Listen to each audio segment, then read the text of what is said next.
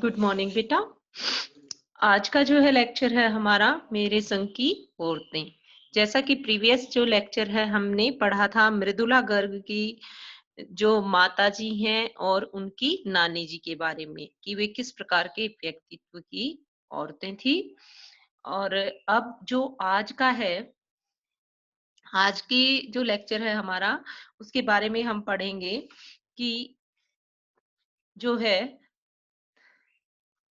मैंने अपनी दादी को पेज नंबर 16 ओपन करेंगे बच्चे, कि मैंने अपनी दादी को कई बार कहते सुना था, हम हाथी पे हल ना जुतवाया करते, हम पे बैल है। बचपन में ही मुझे इस जुमले का भावार्थ समझ में आ गया था। तो कहती हैं कि जो मेरी माँ है वो बहुत सॉफ्ट थी, और दूसरा वो क्या क्या है कि जो है साहबी खानदान से थी वो, क्योंकि जो मेरे पिताजी थे वो जो मेरे नाना जी थे वो साहब थे। तो जो सभी जो है मेरी माँ का जो है सभी प्रकार से आदर करते थे, और उनके लिए जो है घर में किसी भी प्रकार का कोई प्रेशर नहीं था।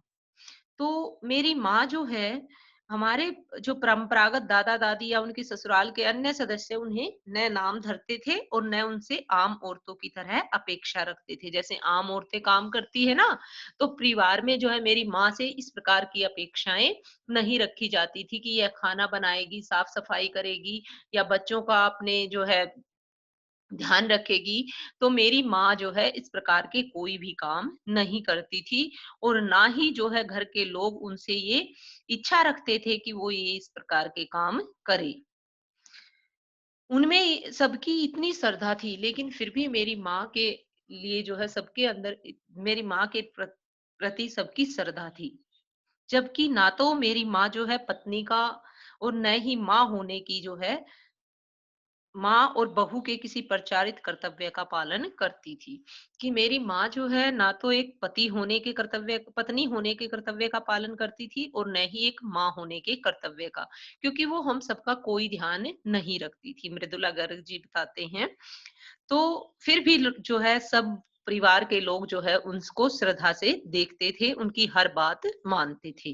क्यों मानते थे? क्योंकि जो मेरी माँ थी वह साहबी खानदान के रोब के अलावा जो है वह उसके अंदर ये क्वालिटी थी कि वे कभी झूठ नहीं बोलती थी, और कभी किसी की गोपनीय बात को दूसरे के सामने नहीं बताती थी।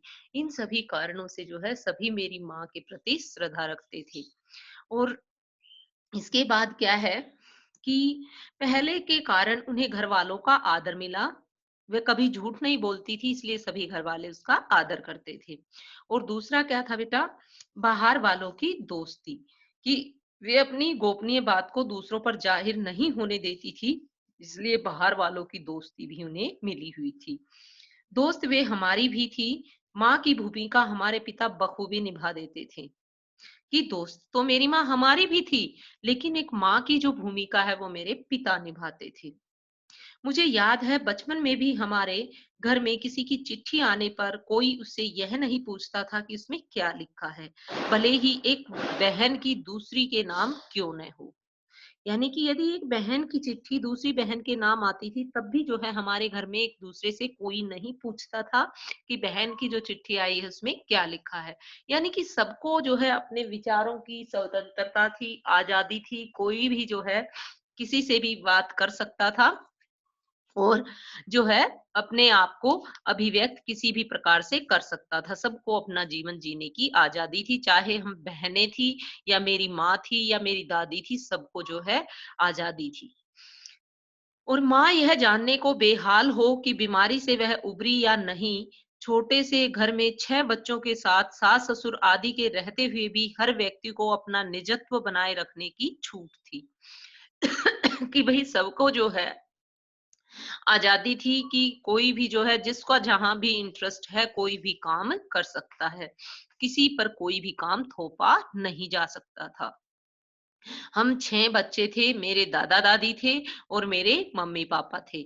यानी कि हमारा जो है 10 जो है सदस्यों का परिवार था, लेकिन सबको जो है अपना निजत्व बनाए रखने की छूट थी।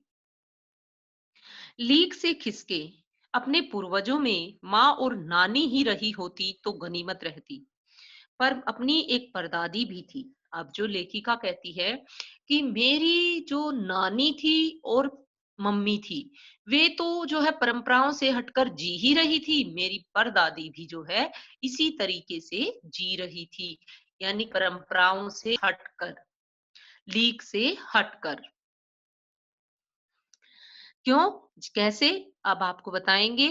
जैसे जो लेखिका की परदादी थी। देखो बेटा, जब आप ध्यान से सुनते हो, अब जैसे हमने पढ़ा था कल कि लेखिका की नानी और मम्मी के बारे में, और यदि उनके बारे में आपने ध्यान से पढ़ लिया है, तो सुन लिया है, तो आप ध्यान से अगर कुछ भी काम करेंगे तो वो अच्छे से आपको फिर क्रैमिंग की ज़रूरत नहीं रहती कि हम जो है क्वेश्चन आंसर का रट्टा लगाएँ। तो ध्यान से सुनेंगे। जैसे हमने एक-एक का जो है व्यक्तित्व के बारे में पढ़ा है, लेखिका के संग की औरतों के बारे में, जैसे उनकी नानी के बारे में पढ़ा, उनकी मामी के बारे में पढ़ा, और अब पढ़ रहे हैं हम उसकी परदादी के बारे में। कौन है लेखिका? मृदुला गर्ग जी। तो कहती हैं, जैसे मेरी मम्मी और मेरी नानी जो है लीक से हटकर चलती थी, जिन्हें कतार से बाहर चलने का शौक था, यानी कि परंपराओं से हटकर। कतार होती है लाइन, लाइन से बाहर यानी कि अलग। जैसे झुंड के साथ रहोगे तो कोई पहचान नहीं बनेगी, अगर अपने आप को अलग से मेंटेन करोगे तो एक अलग पहचान बना पाओगे। तो कहती है कि मेरी परदादी भी ऐसी ही थी। उन्होंने व्रत ले रखा था कि अगर खुद के फजल से उनके पास कभी भी 2 से ज्यादा धोतियां हो जाएंगी तो वो तीसरी धोती दान कर देंगी। तो कहती है कि मेरी जो परदादी थी उसकी क्या क्वालिटीज थी, क्या उनके व्यक्तित्व की विशेषताएं थी। पहली तो यह थी कि अगर उनके पास जो है 2 से ज्यादा साड़ी हो जाती, फजल होता है दया, कि भगवान की दया से, खुदा के फजल का मतलब है यहाँ भगवान की दया से। वैसे तो होती नहीं थी, उसके पास सिर्फ 2 ही साड़ियाँ होती थी, एक वो धो देती थी, एक वो पहन लेती थी। और यदि भगवान की दया से उसके पास 2 से ज़्यादा साड़ियाँ हो भी जाती थी, तो वो तीसरी जो साड़ी होती थी उसे दान कर देती थी। यानी कि वो 2 ही साड़ियाँ रखती थी। जैन समाज में जो है अपरिग्रह की सनक बिरादरी बाहर हरकत नहीं मानी जाती, इसलिए वहां तक तो ठीक था। पर उनका असली जलवा तब देखने को मिला जब मेरी माँ पहली बार गर्भवती हुई। तो कहती है कि जैन जो समाज है उसमें जो है अपरिग्रह, अपरिग्रह क्या होता है? जो है संग्रह करना, किसी चीज को इकट्ठा करना। जैसे फ्यूचर के लिए हम रख लेते हैं कि भाई नहीं, जैसे हम घर में कोई एक्स्ट्रा जो है ज्यादा चीज लेके रख लेते हैं, तो वो कहलाता है अपरिग्रह, संग्रह करना, चीजों का इकट्ठा करना। जैसे हम भविष्य के लिए अपना पैसा जो है सेव करते हैं, इकट्ठा करते हैं, तो वो चीज कहलाएगी अपरिग्रह। किसी भी चीज को का संग्रह करना, इकट्ठा करना। तो कहती है कि अपरिग्रह जो है माना जाता है जैन समाज में, अपरिग्रह की सनक बिरादरी बाहर हरकत नहीं मानी जाती। इसलिए वहां तक तो ठीक था भाई, मेरी दादी परदादी का ये काम तो चलो चल रहा था कि वो 2 से ज्यादा साड़ियां नहीं रखती थी। वो जो है अपरिग्रह में विश्वास नहीं रखती थी। इसके बाद क्या होता है, लेकिन एक बात और देखिए, उनका असली जलवा तो तब देखने को मिला जब मेरी माँ पहली बार गर्भवती हुई। तो मेरी परदादी ने मंदिर में जाकर मन्नत मांगी कि उनकी पतोहू का पहला बच्चा लड़की हो, कि जो उनकी पोते की बहू है। अब जैसे आपकी जो परदादी की है, लेखिका की जो परदादी थी, तो लेखिका की माँ उसकी क्या लगी? पतोहू, पोते की बहू। तो कहती है कि मेरी परदादी ने मंदिर में जाकर मन्नत मांगी कि उनकी पतोहू का पहला बच्चा लड़की हो। यानी कि उनका असली जलवा तो तब देखने को मिला जब उन्होंने जो है, उस समय में क्या था कि लड़कियों को जो है अशुभ माना जाता था, लेकिन फिर भी मेरी परदादी की सोच जो है लीक से हटकर थी, परंपरा से हटकर थी। उसने जो है भगवान के मंदिर में जाकर यही मन्नत मांगी कि मेरी पतोहू का जो पहला बच्चा है वो क्या हो? लड़की हो। तो असली जलवा उनका तब देखने को मिला। वह गैर रवायती मन्नत मांगकर ही उन्हें चैन नहीं पड़ा। मतलब उस समय जो है रिवाज नहीं था इस प्रकार लड़की को जो है मांगने का। यानी कि लड़की पैदा होने पर जो है उसे अशुभ समझा जाता था कि लड़की पैदा हो गई, लेकिन फिर भी उसने जो है लीक से हटकर ये काम किया। उसे भगवान और अपने बीच पोशीदा रखने की बजाय सरेआम उसका ऐलान कर दिया। सिर्फ मन्नत ही नहीं मांगी कि वो बात जो है भगवान के और मेरी परदादी के बीच में ही नहीं रही, बल्कि क्या किया उन्होंने कि ये बात जो है सरेआम उसने ऐलान कर दिया कि मैंने अपने भगवान से जो है अपने पोते की बहू के लिए पहले बच्चे के रूप में लड़की मांगी है। तो लोगों के मुंह जो है खुले के खुले रह गए। जब लोगों ने ये बात सुनी कि इन्होंने अपने जो है पतोहू के रूप में जो है पतोहू के लिए पहले बच्चे के रूप में लड़की मांगी है, भगवान से मन्नत मांगी है लड़की की, तो लोगों को जो है यह बात सुनकर उनके मुंह खुले के खुले रह गए। उनके फितूर की काफी कोई वाजिब वजह ढूंढे न मिली। भाई इसके दिमाग में क्या फितूर घुसा है जो इन्होंने लड़की मांग ली, किसी को जो है इसकी वजह है ना मिली। यह भी नहीं कह सकते थे कि खानदान में पुश्तों से कन्या पैदा नहीं हुई थी, इसलिए माँ जी बेचारी कन्यादान के पुण्य के अभाव को पूरा करने के चक्कर में थी, क्योंकि पिताजी की ही नहीं दादाजी की भी बहनें मौजूद थी।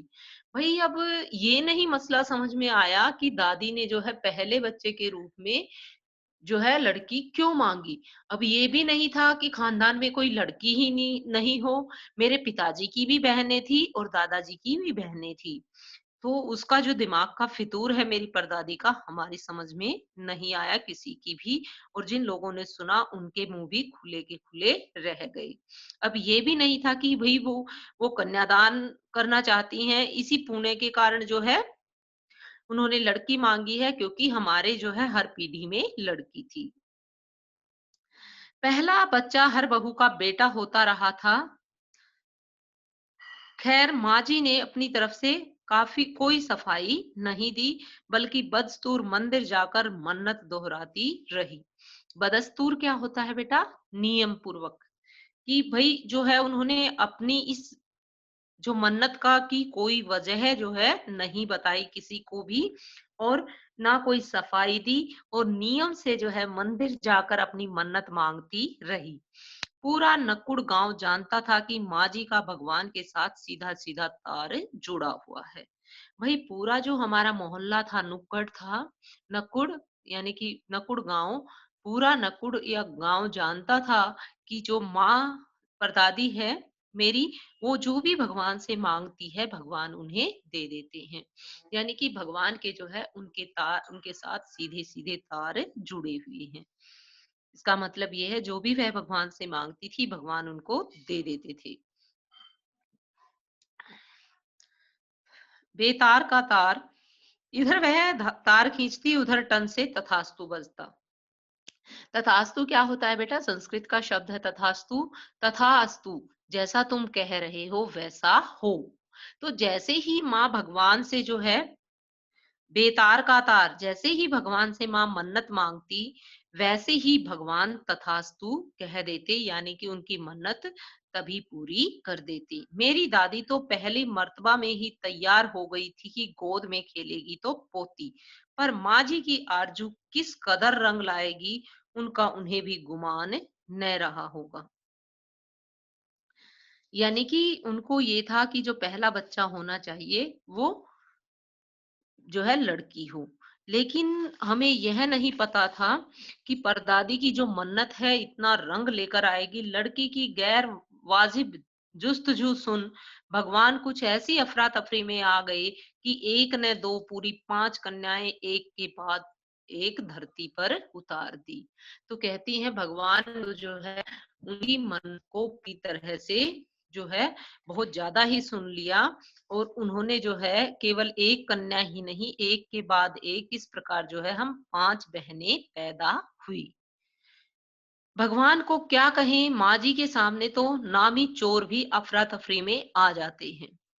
अब क्या है, भगवान को ही क्या कहें, भाई माँ जी के सामने जो मेरी माँ जी थी, मेरी परदादी थी, उनके सामने तो जो है भगवान तो अफरा तफरी में आ ही जाते हैं। भगवान तो उन्हें तुरंत जो वो मांगते हैं वो दे ही देते हैं। उनके सामने तो चोर भी जो है अफरा तफरी में आ जाते थे। यानी कि जो चोर हैं वो भी समझ नहीं पाते थे कि क्या हुआ। माँ जी और नामी चोरों का किस्सा होश संभालने के बाद मैंने कई बार सुना था। कहती है माजी और जो नामी चोर हैं उनका किस्सा जो है मैंने कई बार सुना था। अब देखो अब तक तो जो हमने पढ़ा उनकी परदादी के बारे में बेटा क्या विशेषताएं हैं उनके व्यक्तित्व की कि वे लीक से हटकर चलने वाली महिला थी। दूसरा उन्होंने उस समय जो है लड़कियों का पैदा होना शुभ नहीं माना जाता था, लेकिन वे भगवान के पास जाकर मन्नत मांगती है मंदिर में कि मेरे पतोहू का जो है पहला बच्चा एक लड़की होना चाहिए। और तीसरा क्या है कि वो भगवान की एक सच्ची भक्त थी, जो भी वह भगवान से माँगती थी, भगवान उन्हें दे देते थे। उसके जो है भगवान के साथ सीधे तार मिले हुए थे। किसके मिले हुए थे? लेखिका की परदादी की। अब उसके बाद जो है हम चोर की घटना पढ़ते हैं कि जो किसके साथ घटित हुई, लेखिका की परदादी और चोर के बारे में हम पढ़ते हैं। तो लेखिका मृदुला गर्ग जी कहती हैं कि मैंने कई बार जो है चोर की और अपनी दादी की परदादी की कई बार जो है ये किस्सा सुना है। चोर के दीदार की खुशनसीबी भी हाथ आई थी कि एक नामी चोर का किस्सा मैंने होश संभालने के बाद कई बार सुना था। चोर के दीदार की खुश नबी नसीबी भी हाथ आई थी कि चोर का दीदार भी जब जो हुआ मेरी परदादी को वो भी एक खुश नसीबी थी।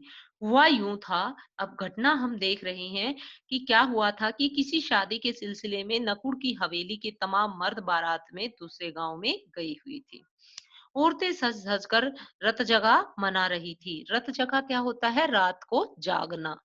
नाच गाने और ढोलक की थाप के शोर में नामी चोर कब सेंध लगाकर क्या होता है? दीवार फाड़कर हवेली में घुसा, किसी को खबर न हुई। पर चोर था बदकिस्मत। जिस कमरे में घुसा उसमें माजी सोई हुई थी। औरतों के शोर से बचने को वे अपना कमरा छोड़ दूसरे में जा सोई थी। चोर बेचारा तमाम जुग्राफियां दिमाग में बिठलाकर उतरा था। उसे क्या पता था कि इतनी बड़ी बूढ़ी पुरखिन जगह बदल लेगी। खैर बुढ़ापे की नींद ठहरी चोर के दबे पांव की आहट से ही खुल गई। अब देखिए बेटा हुआ क्या था कि जैसे ही चोर सेंध लगाकर जो है दीवार फांद कर हवेली के अंदर घुसा, तो उस दिन क्या था कि जो हवेली के जो तमाम मर्द थे वो कहाँ पर गए हुए थे? वो जो है शादी में कहीं गए हुए थे। और जो औरतें थी मोहल्ले की वो रत जगा कर रही थी, गीत संगीत जो है चल रहा था। तो उस ढोलक की थाप वगैरह के कारण जो है शोर से बचने के लिए परदादी ने क्या किया कि अपना कमरा बदल लिया और दूसरे कमरे में जाकर सो गई। अब जैसे ही चोर को पता था कि ये परदादी का कमरा है, तो वो उस कमरे में नहीं घुसा, दूसरे कमरे में घुस घुस गया। अब परदादी ने अपना कमरा बदल लिया था, परदादी भी उसी कमरे में सोई हुई थी जहां चोर घुसा। तो चोर को तो पता ही नहीं था कि भई इतने बुढ़ापे में भी कोई अपना कमरा बदल सकता है। और परदादी का जो है कमरा बदलने का कारण क्या था कि उधर जो है उसके कमरे में शोर आ रहा था, इसलिए उसने दूसरा कमरा चेंज कर लिया था। अब चोर कौन से कमरे में घुसा? जिस कमरे में परदादी सोई हुई थी। अब बुढ़ापे की नींद थी परदादी की, तो जैसे ही चोर के पैरों की आहट हुई, तो क्या हुआ? चोर के दबे पांव की आहट से ही परदादी की नींद खुल गई। कौन? माँ जी ने इत्मीनान से पूछा। अब माँ जी तो बोल पड़ी जैसे ही उन्हें पता चला कि कमरे में कोई घुसा है। बोली कौन है? बड़े आराम से उसने पूछा, कोई डर भय नहीं, पूरे संतुष्टि के साथ। जी मैं चोर। जी मैं चोर ने युगों से चला आ रहा पारंपरिक असंगत जवाब दे दिया। तो चोर ने क्या उत्तर दिया बेटा? जी मैं। तो पानी पिला, माँ जी ने कहा। तो चोर को क्या कहा माँ जी ने कि मुझे पानी पिला। तो जी मैं चोर झिझक कर रह गया। तो चोर जो है जैसे ही उसने सुना चोर ने कि पानी पिला, चोर तो बेचारा झिझक कर रह गया। कहने लगा जी मैं पानी पिलाऊं। अब तब तक माँ जी बिस्तर के बराबर में टटोल कर देख चुकी थी, लोटा खाली था। तब तक वो जैसे ही हाथ लगाकर देखा तो देखा उसने लोटे में पानी नहीं था। तो ऐसा कर देखिए क्या वार्तालाप हुआ है बेटा। परदादी ने पूछा कौन? चोर ने कहा जी मैं। परदादी ने क्या कहा? पानी पिला। तो अब चोर हिचकिचाते हुए बोला, जी मैं। तो फिर क्या हुआ कि जैसे ही माँ जी ने बिस्तर से हाथ निकाल अपना जो है बिस्तर पर के साइड में जो लोटा रखा हुआ था पानी का, उसको टटोल कर देखा तो उसमें पानी नहीं था। फिर क्या कहती है परदादी चोर से, ऐसा कर। उन्होंने कहा, यह लोटा ले और कुएं से पानी भर ला। अब परदादी ने चोर को क्या कहा, ऐसा कर, यह लोटा ले और कुएं से पानी भर ला, पर देख कपड़ा कसकर बांध रखियो और तरीके से छानियो। और क्या कहती है चोर को कि तू पानी तो ले आ, पर ऐसा करना जो कपड़ा इसके ऊपर बंधा हुआ है ना, वो तरीके से बंधा होना चाहिए, अच्छे से। और फिर जो है तरीके से छानियो उसे। चोर घबरा गया। अंधेरे में इन्होंने कैसे जाना कि उसके मुंह पर कपड़ा बंधा है और कमर में भांग।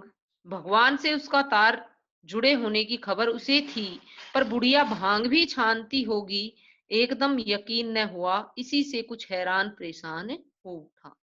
तो क्या हुआ कि चोर जो है घबरा गया अब उसकी बात सुनकर। अब चोर तो सोचा था चोरी करने के लिए आया था वो तो, लेकिन अब वो तो फंस गया है, इसलिए चोर घबरा जाता है।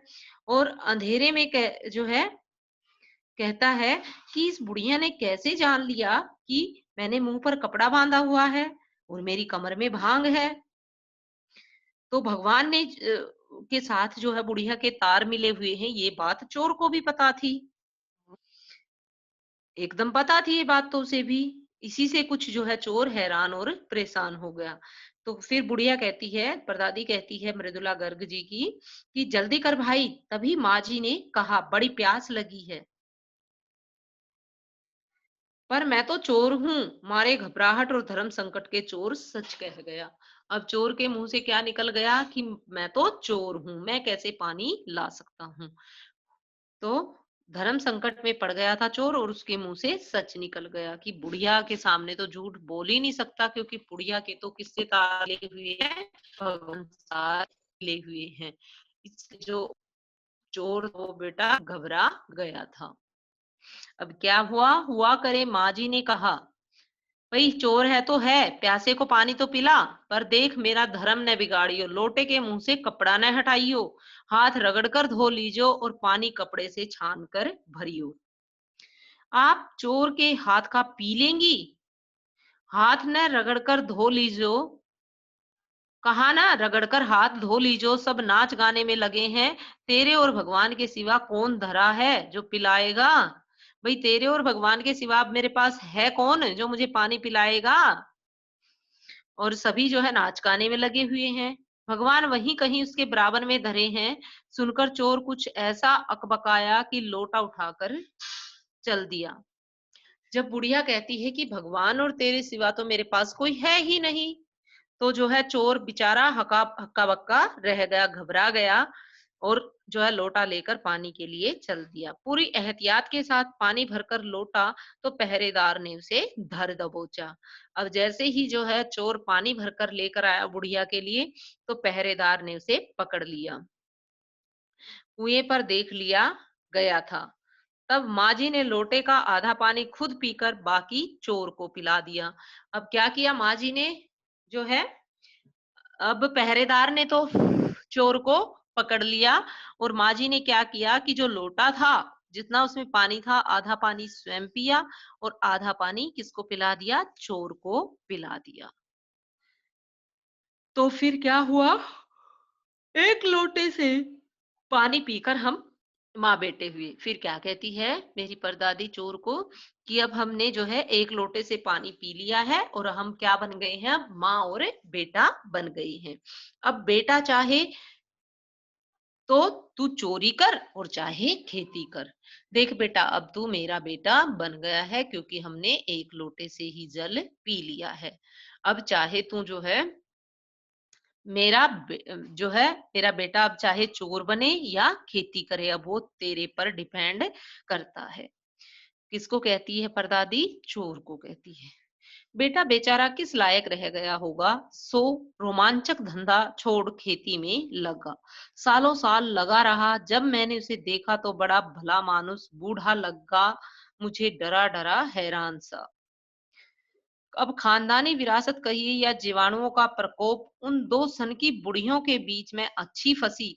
एक तरफ माँ जी के चलते अपनी लड़की होने पर कोई हीन भावना मन में नहीं उपजी, दूसरी तरफ नानी के चलते देश की आजादी को लेकर नाहक रोमानी हो गई। दोनों बुढ़िया किसकी बात कर रही है लेखिका? अपनी नानी और अपनी दादी की। अब कह रही है परदादी की सोच के अनुसार, जब मैंने उनके बारे में सुना है तो उनके अनुसार क्या था कि यह हमारी खानदानी विरासत कहिए या हमारा जो है जो भी है खानदानी विरासत है या हमें जो अपने माता-पिता से मिला है या कुछ भी कहिए, लेकिन मेरे अंदर जो है दोनों बुढ़िया के गुण विद्यमान थे। पहली मेरी परदादी, जिसके कारण जो है मैं कभी ये अनुभव नहीं करती थी, ये हीन भावना मेरे अंदर नहीं थी कि मैं एक लड़की हूँ।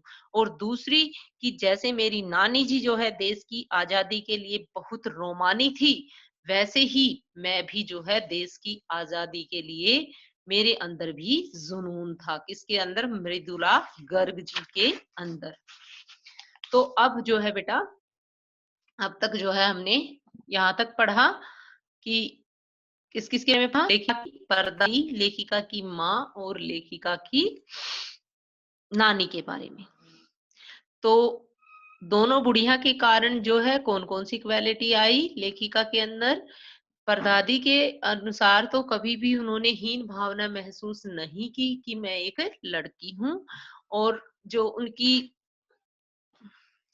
नानी जी थी उनके जो है कारण उनके अंदर आजादी के प्रति जुनून जागा। अब क्या कहती है लेखिका कि 15 अगस्त 1947 को जब देश को आजादी मिली, या कहना चाहिए जब आजादी पाने का जश्न मनाया गया, तो दुर्योग से मैं बीमार थी। तो क्या हुआ कि उस समय जैसे आजादी का जश्न जब मनाया गया तो उस समय क्या था कि मैं बीमार हो गई, और मुझे उन दिनों टाइफाइड खासा जानलेवा रोग माना जाता था, कि जो टाइफाइड बुखार है उसको जानलेवा रोग माना जाता था। इसलिए मेरे तमाम रोने धोने के बावजूद डॉक्टर ने मुझे इंडिया गेट जाकर जश्न में शिरकत होने की इजाजत नहीं दी। अब क्या, जैसे मुझे टाइफाइड बुखार हुआ था, तो उस समय जो है टाइफाइड को, जैसे अब तो बहुत जो हमारा साइंस है वो बहुत तरक्की कर चुका है, सभी बीमारियों का इलाज है। तो उस समय जो है जो टाइफाइड बुखार है उसको बहुत भयानक बीमारी माना जाता था, और उससे मृत्यु भी हो जाती थी। इसके तो क्या कहती है लेखिका कि डॉक्टर ने मुझे जो है आजादी के जश्न में शामिल होने के लिए मना कर दिया था। उन्होंने कहा था कि जो टाइफाइड है आपको, तो आप जो है आजादी के जश्न में शामिल नहीं हो सकती। तो फिर क्या हुआ, उसके बावजूद मेरे तमाम रोने धोने के बावजूद भी जो है मैंने काफी जिद की कि मैं जो है आजादी के जश्न में शामिल होना चाहती हूँ, लेकिन किसी ने मेरी बात को नहीं सुना और जो है मुझे जश्न में शामिल नहीं होने दिया।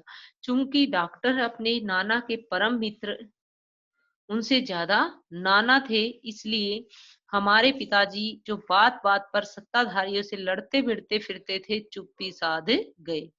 अब क्या बात है कि जो डॉक्टर थे, वही वो जो है मेरे नाना जी के मित्र थे, और एक नाना के ही तरह थे। यदि नाना के मित्र थे, तो अब उनकी बात जो है मेरे पिताजी भी नहीं टाल सकते थे। तो इसी कारण क्या हुआ, मैं बदसतूर रोती कलपती रही। मैं जो है चिल्लाती रही कि मुझे आज़ादी का जश्न देखना है, लेकिन किसी ने मेरी बात नहीं सुनी। क्या कोई बच्चा इकलौती गुड़िया के टूट जाने पर रोया होगा? मेरी उम्र तब 9 वर्ष की थी। इतनी छोटी नहीं कि गुड़िया से बहलती, और इतनी बड़ी नहीं कि डॉक्टर तर्क समझती। तो कहती है कि मेरी जो उम्र है उस समय 9 साल की थी। अब मुझे ना तो डॉक्टर की बात समझ आ रही थी कि डॉक्टर मुझे क्यों रोक रहा है, ऐसी कौन-सी बड़ी बीमारी है जो डॉक्टर मुझे रोक रहा है। और दूसरा क्या था कि मुझे इस उस समय जो है इतनी समझ भी नहीं थी कि जो है मेरी उम्र जो है उस समय 9 साल की थी, और मुझे उस समय इतनी समझ भी नहीं थी कि मैं जो है गुड़िया से अपना इतनी समझ तो थी कि यदि मुझे कोई कहे नहीं गुड़िया से खेल ले, तो मैं अपनी जिद पर अड़ी रहती थी। तंग आकर पिताजी मुझे ब्रदर्स कारामाजो उपन्यास पकड़ा गए। तो कहते हैं कि क्या हुआ, जब मैं नहीं रुकी रोने चिल्लाने से, तो मेरे पिताजी ने मुझे एक उपन्यास पढ़ने को दिया जो था ब्रदर्स कारामाजो। कारामाजो उपन्यास में क्या था कि इसके जो लेखक हैं वो एक रूसी उपन्यासकार थे, दास्तोवस्की। दास्तोवस्की का उपन्यास था ब्रदर्स कारामाजो और ये एक रूसी उपन्यासकार थे। किताबें पढ़ने का मुझे मिराक था। मिराक होता है मानसिक रोग। मुझे किताबें पढ़ने का रोग था, यानी कि मैं किताबों में बिल्कुल खो जाती थी, फिर मुझे कुछ भी याद नहीं रहता था। किताबें पढ़ने के बाद जब मेरे पिताजी मुझे ब्रदर्स काराम जो उपन्यास पढ़ने के लिए दे देकर गए कि भाई रो मत, चुप हो जा, तुझे आजादी के जश्न में शामिल नहीं हो सकती बेटा, क्योंकि तुझे टाइफाइड है, इसलिए। लेकिन मुझे क्या था कि पढ़ने का मुझे बहुत शौक था। पुस्तकें पढ़ने का तो मुझे जैसे मानसिक रोग हो। जब कुछ देर बाद मैंने देखा कि पिताजी को छोड़कर घर के सब प्राणी पलायन कर चुके थे और पिताजी दूसरे कमरे में बैठे अपनी किताब पढ़ रहे थे, तो रोना धोना छोड़कर मैंने भी किताब खोल ली। एक बार शुरू कर लेने पर उसने मुझे इतनी मोहलत नहीं दी कि दोबारा रोना शुरू करूं। यानी कि जो किताब थी वो जो है उसमें मैं इतनी खो गई कि दोबारा मुझे रोने का ध्यान ही नहीं रहा। उस वक्त ब्रदर्स कारामर जो मुझे देने में क्या तुक थी, तब मेरी समझ में नहीं आया। किताब इतनी समझ में आई, वह अब तक नहीं जानती, क्योंकि उसके बाद इतनी बार पढ़ी कि सारे पाठ आपस में गुड़मुड़ हो गए। कितनी पहली बार में पल्ले पड़ा, कितना बाद में कहना मुश्किल है, पर इतना विश्वास के साथ कह सकती हूँ कि उसका एक अध्याय जो बच्चों पर होने वाले अत्याचार और अनाचार पर था, मुझे पहली बार में ही लगभग कंठस्थ हो गया था। कंठस्थ मीन्स याद। तो कहती है कि जो ब्रदर्स करामा जो काराम जो उपन्यास था, वो जो है मेरा कितनी समझ में आया, मुझे कितना नहीं, ये तो मैं नहीं कह सकती। लेकिन इस उपन्यास में जो है, जो एक अध्याय था, वो था बच्चों पर होने वाले अत्याचार और अनाचार। वो जो पाठ था, वो अध्याय था, वो मुझे बिल्कुल सही समझ में आया था। वह अध्याय मुझे याद हो गया था। उम्र के हर पड़ाव पर वह मेरे साथ रहा, यानी कि उम्र के हर पड़ाव पर वह जो पाठ था, वह मेरे साथ रहा और मेरे लेखन के लिए एक महत्वपूर्ण भाग को प्रभावित करता रहा। जैसे जादू का कालीन, मेरा नाटक नहीं, वह 3 किलो की छोरी जैसी कहानियां, व कठगुलाब उपन्यास के कई अंश। तो कहती है लेखिका कि जो काराम जो उपन्यास था, वो उसका जब मैं छोटी थी, जब मेरे पिताजी ने मुझे पढ़ने के लिए दिया था, 9 साल की थी मैं उस समय, तो उसके कुछ पाठ तो मुझे समझ में नहीं आए, गुडमुड़ हो गए आपस में, मिल जुल गए, मुझे इतना समझ नहीं आया। लेकिन एक अध्याय मुझे बिल्कुल अच्छी तरह समझ में आया था, जो बच्चों पर होने वाले अत्याचार और अनाचार पर था।